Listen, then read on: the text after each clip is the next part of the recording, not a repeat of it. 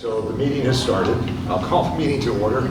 It's a meeting of the Town of Norton Zoning Board of Appeals at 7 o'clock. We have a few items on the agenda tonight.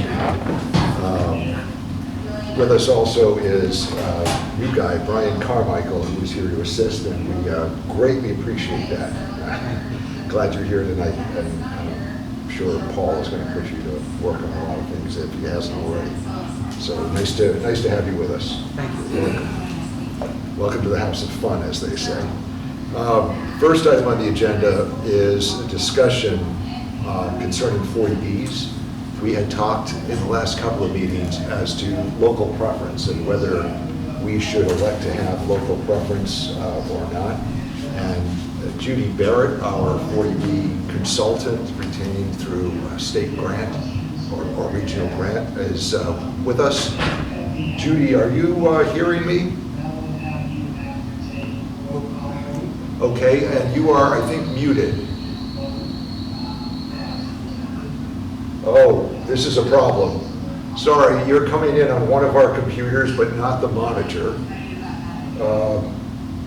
We might have a feedback problem, but... No, I just muted myself, so now Judy should be able to. No, but Judy, Judy here. Can you speak, Judy?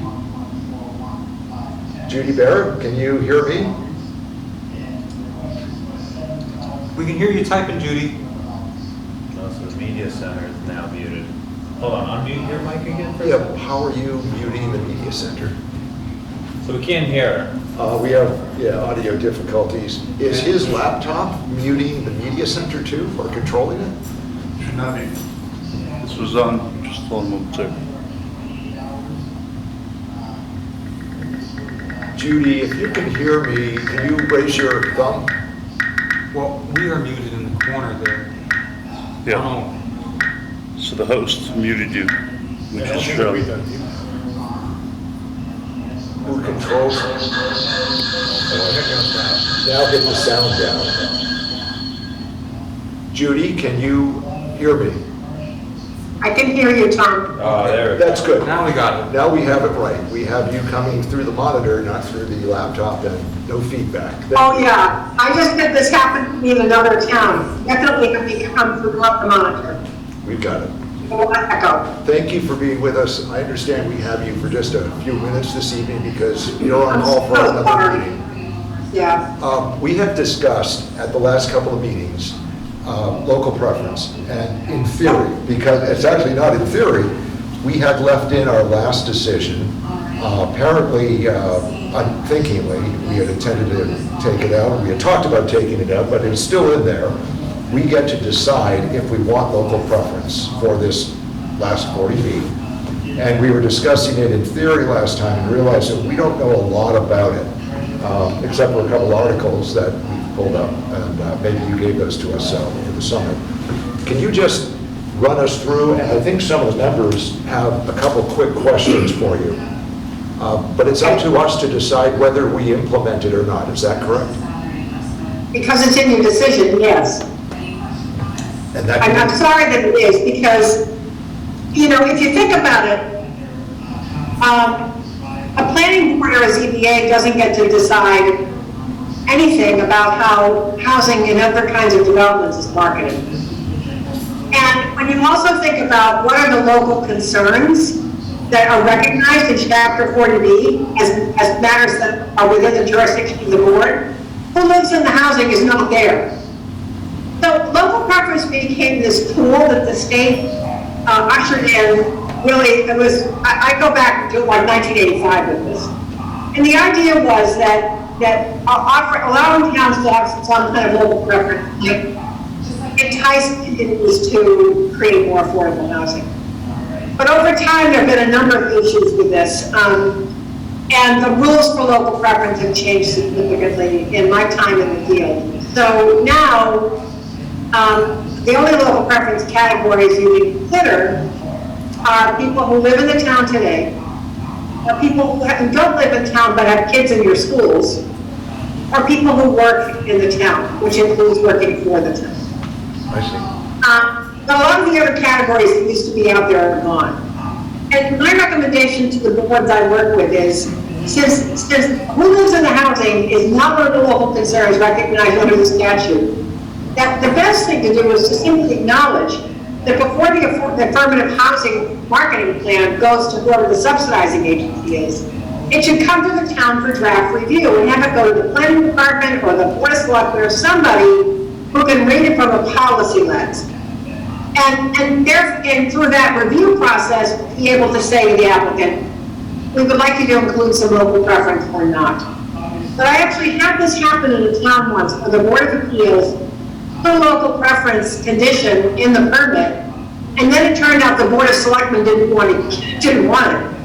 So now you have these two boards where really the policy board that ought to be making these decisions was essentially forced to ask the ZBA to amend their permit because the ZBA had put the condition in there just because they were doing it all the time and nobody thought about it. So I just think it's something you want to think about. Really, is it something you want to get involved in, or is it really more a policy matter? Well, I think, I'll let the board members speak, but the concern was raised that this might be a good thing to establish, and it's only a percentage, of course, would go to the local people you just described, either residents or, I guess, families with kids here or families of employees.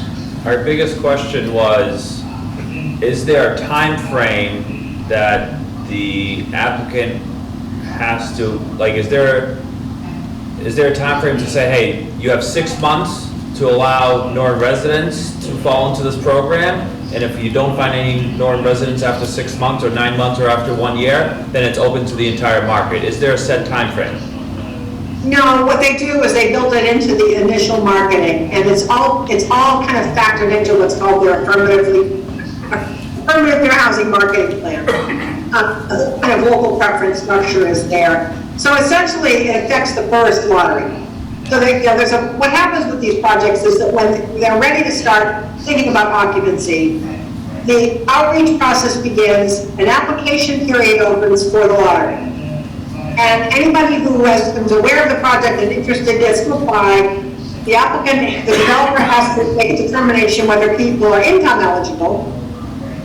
And as they apply, they're put into one of a couple of pools, what we call lottery pools. One is people who qualify for local preference, and one is people that don't. And if as a result, and so let us say now the application period closes, the developer has to go and look at those two pools. And if there aren't enough minority applicants in the local pool to equal the percentage of minorities living in the Boston area, which is 27%, then the applicant has to go into the non-local pool and pull enough minorities down and put them into the local pool that you have what's called parity. And so once you've done all of that, if you have local people or not, it's only one time. So if you've got units that aren't accounted for, units that aren't awarded as a result of that first tier of marketing, then there's another kind of lottery process that can be done, or the developer, depending on the size of the project, may be able to just do first come, first serve applications at that point, but at that point, local preference is gone.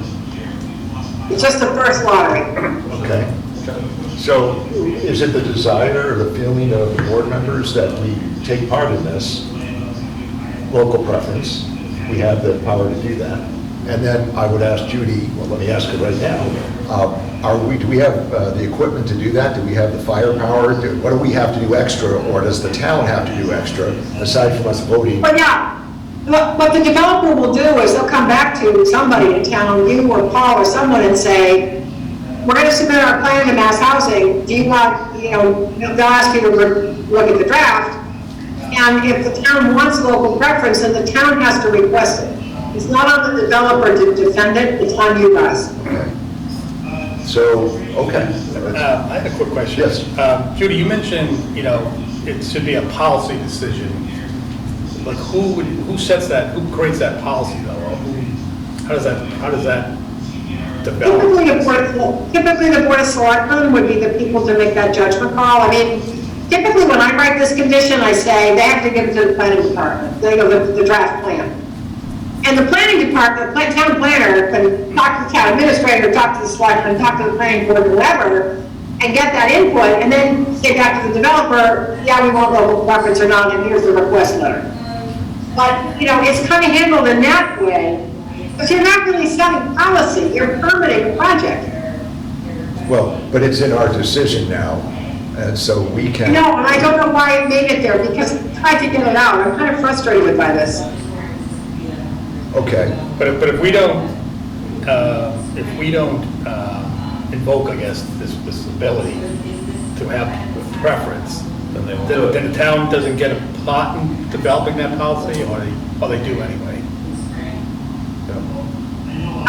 If you say you want local preference, the developer's gonna turn to you and say, well, fine, you need to give us a letter or a written request justifying the local preference need. Yeah, I guess I was wondering if the developer develops the marketing plan, and then Yeah. then they communicate to, I'll assume Paul, as the planning director. Okay. And does Paul have a role in tweaking that perhaps, well, I think we get to choose now, we have to take a vote as to whether we want to invoke it or not. Right, and then- Because it's in It's the already in. papers. It's already in though. Yep. So we're here Well, to waive I think it. I think it's conditional, I think it asks us to decide, or the town to decide. Right. So, I mean, do we take a vote on this level, or are you suggesting we just notify Board of Selectmen, it's up to them? Because this doesn't happen till marketing anyway, right? Right, you don't have to do anything now. It will become an issue when the developer wants the town to review the draft affirmative fair housing marketing plan. That's when this will become an issue. So somewhere between now and then, you're gonna wanna make a decision. Judy, does it cost the town anything? Other than just set Well, I policy? mean, other than somebody's time to put the letter together, I mean, there's some research involved. Okay. But it wouldn't require the retention of an outside consultant for the town funding? No. Okay, I don't think so. I mean, I doubt it. okay. Why would? I mean, I assume the town council data the knows. data that you need are readily available. Yeah, Sounds okay. like just more work for Paul. Now he's gonna help himself. So. That's right. Okay, so we don't have to do anything at this point anyway. We can just bring No, it you up, don't. bring it up through Paul to the Board of Selectmen. But thank you for the explanation. That's fine. Thank you. Are we set? Yeah, that was the main question I think we all had. Yeah. Lucas, David? Okay, Judy Barrett, thank you very much for your assistance again. And I'm always happy to meet with your board. Always happy, I was so happy to hear you wanted to meet with me. You are the best board to work with, honest to God. You guys are great. great, good to hear, good to hear. Thanks very Thank much. you. Good luck in your other meeting. Oh, yeah, thanks. 30 hearings, Tom, on one case. Good So, luck. Good night. have a good week, guys. Good luck. Thank you. Take care. Bye-bye. Take care. Bye-bye. We always have fun. So I'm glad to hear that it's first application process, and I say we leave it. Let the town deal with it. It sounds like we don't have to do anything. It's there, it's a Can I decision. ask, why did they come before us again? Yeah. See, I don't remember why. I think the permit holder wrote a letter asking if we were going to, wrote a letter to Paul, to us, the board, the ZBA, saying, are you going to exercise?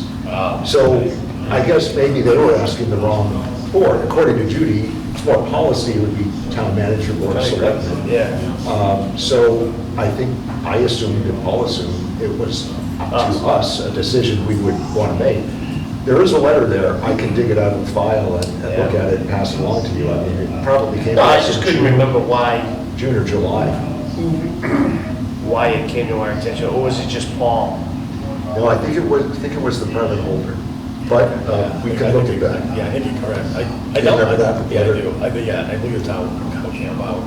I don't think we can ask the board, like the select board or the planning board to get involved, but I think ultimately though, it's up to us, I believe, the way it's worded, to make the decision when under local preference. So we can ask for input from them. Well, I can look at that then, at the exact language, Yeah, I but don't think we can just turn it over to the select board and say, what do you want to do? At the end of the day, it's a special permit, it is. so Yep. we Okay. guide the special permit. Yep, let's look at how it's worded exactly, we can talk about it again. It comes up, it comes another up. meeting. Right. But I it's- agree with it, at the Again, end of the day, it's- that's my stand. Good, good. And it's not going to come up immediately. immediately, it sounds like. Yeah. Why the permit holder was asking, I'm not sure, but I can look at that letter again and talk to Paul about I it. mean, it's in the, probably in the Dropbox, so maybe we can, like. It is, I just don't remember what month it was. Yeah. Maybe August, I guess, makes Yeah, sense. you don't have to. Okay. Friday night, I want you to figure that out for us. That's Like good. about 8:30, 9 o'clock. Good thing to do, Freddie. All right, next item on the agenda for 7:05, so we're at the correct time, is the application for 83 West Main Street. Mr. Rich, Attorney Rich, representing Mr. Brennan, the applicant, sent a letter dated October 12th to the zoning board on behalf of Gary Brennan in his request for a variance at 83 West Main Street. We would like to withdraw his application for said variance without the board taking any action. If you have any questions, please feel free to contact me anytime. For the record, Mr. Rich is not here. So it sounds like a motion is in order to allow the applicant to withdraw the application. I'd suggest without prejudice would be appropriate. No reason to do it any other way, I don't think, at this point. Remember at the last meeting, we were kind of at an end point, except that we gave Mr. Rich an opportunity to look things over and come back to us. This is him coming back to us. Is any further discussion on this before somebody want to do a motion to allow the withdrawal of the application without prejudice? I'll make that motion to withdraw without prejudice. I'll second. Okay, any further discussion for the record? No, Mr. Wren, how do you vote? I vote yes. Mr. Tenore? Yes. Mr. Noel votes yes as well. That application is withdrawn without prejudice, and we'll notify Attorney Rich. Okay, thank you. Next item on the agenda is scheduled for 7:10. We can start on that as well. It's the application for 4 Lagoon Lane. Who is here to prosecute, to present that application? Hello, Craig Siganowski, Ring Engineering, and this is Mike Fournier, the owner of the property. Thank you very much. Hi, Mr. Fournier. Mr. Siganowski. We have an application and we have a plan. They have a large scale plan to be preferred. They have the full size units. I don't, but... I'll take one. Thank you. Question I have, oh, wait till you get past that. Of course. It looks to me like, it's okay, I have this one. It's the same one, correct? Yeah, there's no changes. Okay, for the record, the plan is dated 9/08/21, Ring Engineering. It looks like the applicant would need a finding under 1.5E, if I'm not mistaken. I'm not sure the applicant needs variance relief unless he's changing the footprint to be closer to a lot line, but we can discuss that. First off, though, let me ask, did the applicant go to the planning board with this? Well, we're on the agenda for next week to get a special permit to convert this single-family house to a duplex. It's required to have a special permit. Right. But we also need relief findings, in my opinion, for what we're looking to do. The house is too close to the property lines. Yeah, very, very close. Yeah, the front deck is 4.8 feet from the street line. We're looking to extend that to, when he creates the second unit, we'll need a second entrance from the front, from the upstairs to come out the front door. And then in the back of the house, there's an existing deck on the upper floor that does not have any steps at this time, so we're looking to put steps on the back. So those are the only two constructions we're looking for, an extension of the front deck to reach the new door, and a stairway from the existing deck to the ground. So the front is Lagoon Lane side? Correct. The north side, right, okay. Well, that's where it faces, yes. Yep. It says proposed deck expansion. Is an expansion a Well, further the- encroachment on the front yard setback? It will be the same distance as it is now, we're just parallel to the road, so we're extending it to get to the second doorway. But we will not be any closer to the street than So the existing deck. it's a lateral east-west extension. Correct. It's what it looked like, but I just wanted that clarified. Is there gonna be a bigger driveway or a same driveway? Yeah, well, we're required to have 4 spaces based on the town bylaw, so we can fit 3 conforming spaces in the existing parking lot and a portion of the 4th one, so we'd have to expand whether that's pavement or gravel. But we would have to make it legally conforming to the parking space requirements of 9 feet wide, I believe it is, or 10 feet wide. We have to expand the parking lot somewhat. But that's to be taken to the planning board, I assume. Correct. I think you actually had indicated on the plan. I'm showing it on this plan, but yes, it's required because the planning board's bylaw requires Oh, yeah. for 2 units, 4 spaces. Then, that's a pavement line, so that's a further encroachment on the Juniper Road side. Is pavement driveway, There are no setbacks for pavement. not considered part of the structure? Okay. But it does impede, it does encroach on the lot coverage, which is why we're asking, we're allowed to be at 16%. Well, actually, your lot coverage definition is only buildings, so we're at 19.3%. But you're there already, aren't you? What's that? Are you there already? Yeah, we're not expanding the building, the roofed area will be expanded, so So we don't need a variance that'll on be it. a finding. We're asking for findings today for everything we're asking for. And a finding meaning under 1.5, that it's not substantially more non-conforming. Correct. Because this, I'm assuming this was a pre-existing non-conforming structure? Well, oddly, I don't know how long you've owned it. I've owned it for 3 years. Okay, so I looked it up today because I expected being in the Grove that the house was built in the 1950s. But the town shows it as 1999, so why it was built 5 feet, 10 feet from the road, I don't know. Nice. Well, then how is it a pre-existing non-conforming structure? My understanding from when I purchased the home Yeah. was that there was a house existing there, and then it was a ranch, I believe, and they made it into a 2-story home and full foundation underneath. That was my understanding. I don't know all the details. Mr. Siganowski, did you find the prior building as in building permits or anything else? I did not look into that. It wouldn't be in the same record that you were looking at? And I mean, was this a town hall record? Yeah, the town, the assessor's website just shows when the house was built. Oh, the assessors. I mean, they might have assessed it new then. Well, they could have just So kept it the sounds like, same location. it sounds like they kept the same foundation, put a new house in town, setbacks in the Is center. there a new foundation or old? Or you don't know? I honestly don't know. I know there's a full basement with a foundation. I'm assuming that it was there. That's got to be, Yeah. I don't think they did put 4 foundations. But maybe the permit in 99 was just to build in the exact same space. and- Right, but don't we need to know that? The applicant's got to establish it's pre-existing non-conforming use in order to invoke 1.5E. Seems like we need to look at we don't have our building inspector with us tonight. But it seems we need to at least note that for the record. You know what I'm saying? You also have a hand from, I'm sorry?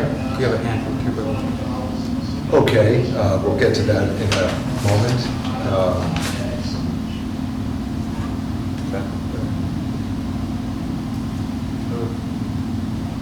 I would like to speak to this issue, please. Hold on, please. We got it.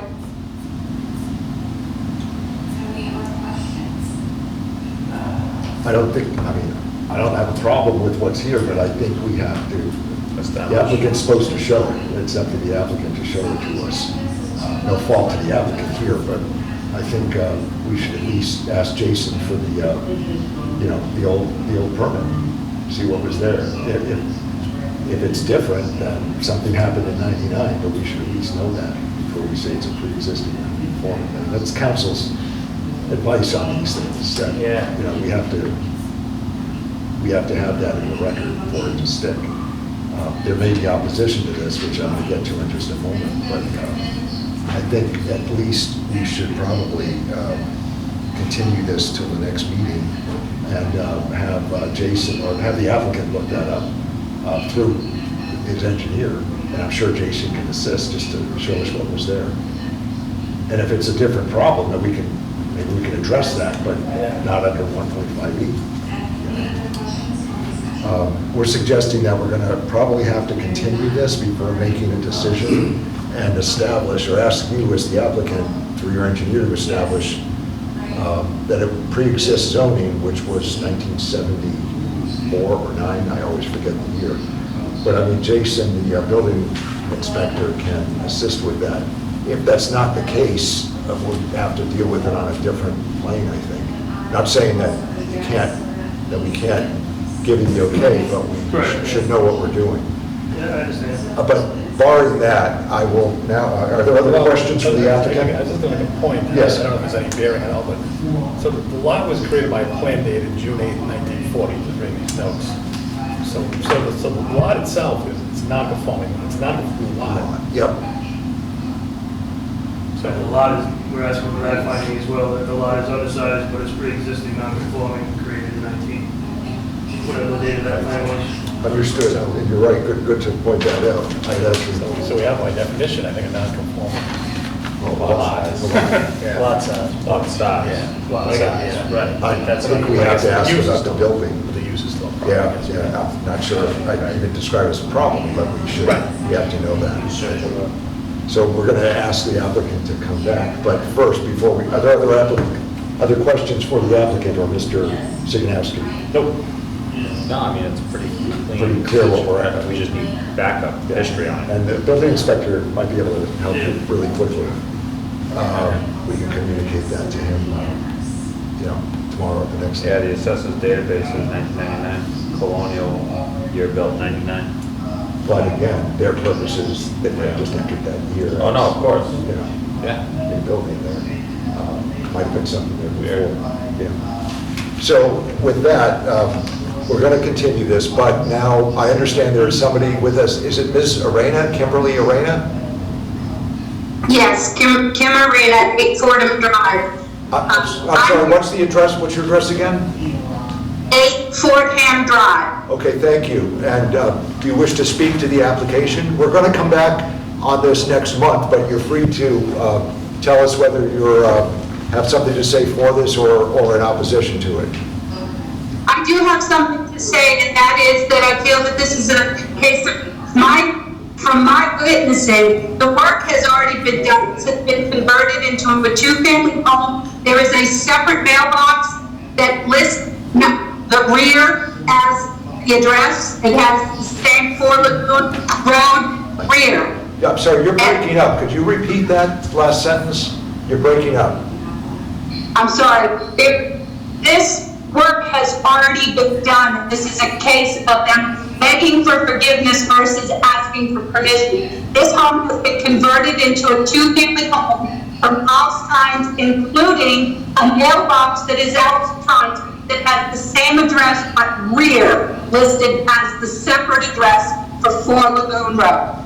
And I want to know how it is that they feel that they can circumvent our laws and our zoning and our planning board and up to us after the fact and expect to get away with it.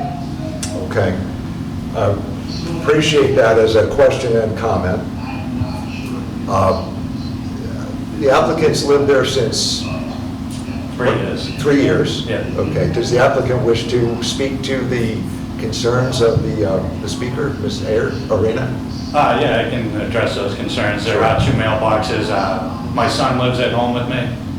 He just turned 18. We kind of split it, it's still a single-family home. I applied for a permit to add a second kitchen in the home, which was approved. This kitchen has been added. There's no dividing walls currently. My son has his own living space and his own cooking space.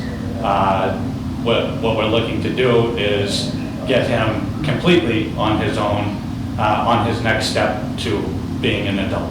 And in order to do that, I wanted to do an in-law apartment, but the size of the home was too great.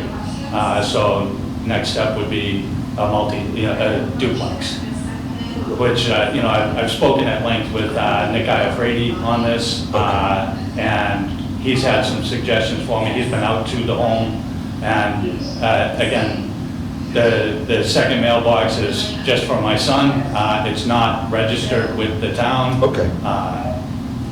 And it is still, you know, this single-family home. It's Okay. not divided. It's not a duplex yet, is what you're saying. So- Correct. And it's one family, so it doesn't, And the work that's being done is being permitted through the town? So the only work that has been done is adding the second kitchen, and it has been permitted, it has been signed off, electrical, plumbing, and building permits, all pulled, all signed off on. okay, thank you. Question I have for the engineer, and I'm bringing this up kind of out of the blue. What's the difference between duplex and an accessory apartment? The size of the building? The What's it? regulations that require or allow so many square feet for the second unit. I see, that's what, Exceeding that, so the only way you could meet that is to add on to his house to make it smaller, but that would be kind of. the 750 square feet. It goes by square feet. The 750 square feet, is that what you're referring to? Right. I got you. When the applicant said the size of the building, I didn't get it, but you're saying the size of the accessory. Yeah, I'm sorry. No, I understood. That's why I was asking your engineer. Understood. Any other questions right now? I'll ask if there are any other questions or comments from anybody in attendance. Ms. Arena, does that answer your question, or do you wish to say anything further? I guess, excuse me, the joys of working from home. My dog's here. It somewhat answers my question, but just, you know, very suspicious to me that we're turning it into a duplex versus just, I mean, I have 2 adult children. I certainly appreciate wanting to give them a leg up, but it just seemed very suspicious to me in the town with such, you know, we have water problems and so many resource problems, and to be able to put a duplex in that tiny little neighborhood of that tiny little street, and it just does not seem like a good choice for our town. Okay. And I am suspicious of the work that has been done to date, and hope that it is truthful. Okay, thank you. Appreciate the comment. Again, we're relying on the applicant and his engineer. We have no reason to, dispute the information that's been provided. But I appreciate the concern of Ms. Arena. This is to come up again at the next meeting, I think, by necessity. I would say to Ms. Arena, though, you know, if the bylaws permit it, the bylaws permit it. We go by the bylaws. That's what we do at this board, is to see if the application fits within them. If there's a question, we raise the question, as we've done tonight. But other than that, maybe that's a policy concern as well, you know, that could be addressed by changing the bylaw if the town feels strongly about that. But it's still there. You still have to go through planning. It still has to go through planning board, that's right. So, And the planning board is next Tuesday, did you say? Next? Now, the 19th, I believe next Tuesday. Okay, yep, got it. Okay, well, good luck there, I but, did have a question Yes. regarding what you're asking us to look for. If town doesn't have a record when the original house was built, well, the town should, I mean, They should. that's what I'm asking you to look to see Yeah, if they they do. should. If they do, if it doesn't, records have been known to not be existing. I understand. If it doesn't, Would then be asking for a variance, is what you're looking at?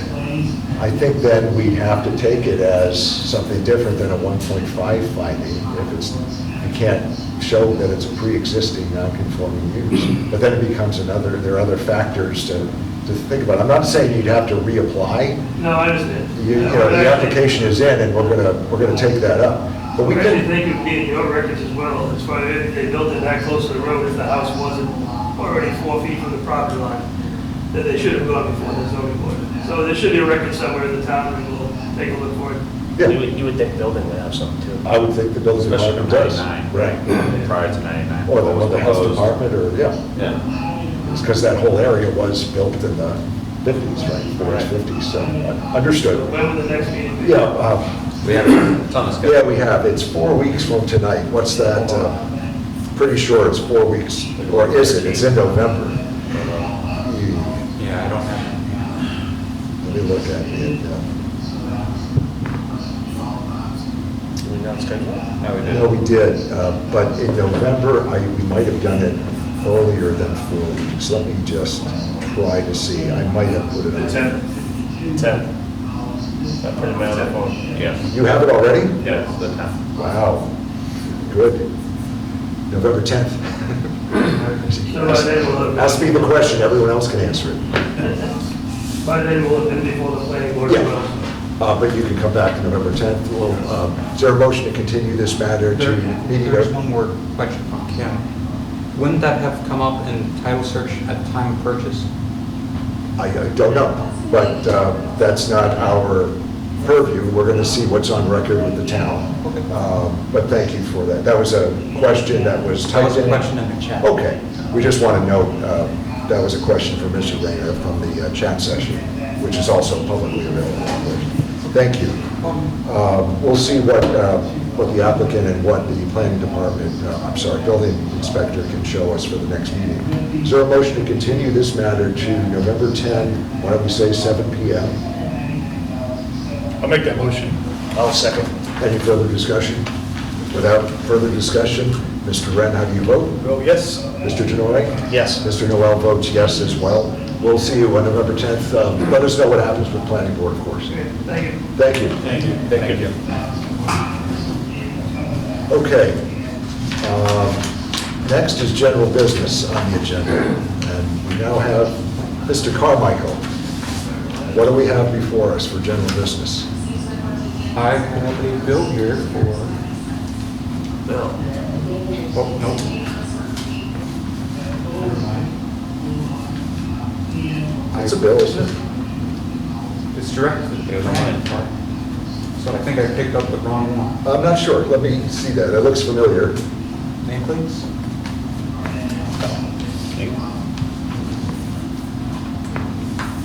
I think this is for us because I Oh, think nameplates. Paul... Yeah, nameplates. Yeah, I have a nameplate finally. I didn't have one.